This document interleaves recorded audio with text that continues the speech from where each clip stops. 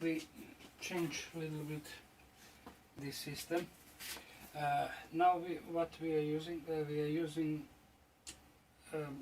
as always, bridge rectifier to turn reactive to active here, but instead H bridge. Now we are using push-pull transistors. So and we have capacitor in series with motor. How it works, because over here is turned to active, so it means that source and load are separated by this.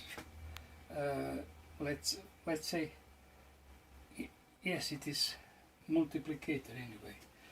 I will show you how.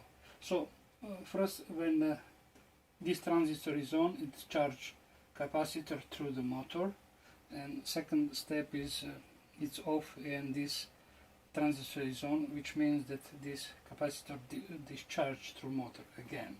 So it goes like this. And remember, this electromotor for 1300 RPM consume 80 watts with power factor 0.66. Sorry.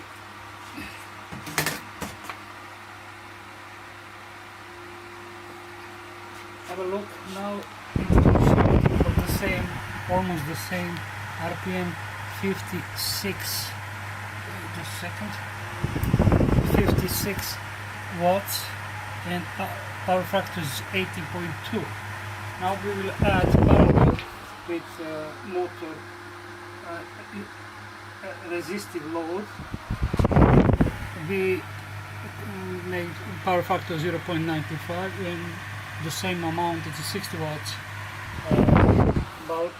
So we with adding parallel with this, but we have to add here if we want, not here. We have to resist load to add here, so it make even more better power factor and better efficiency. That's it. Thank you.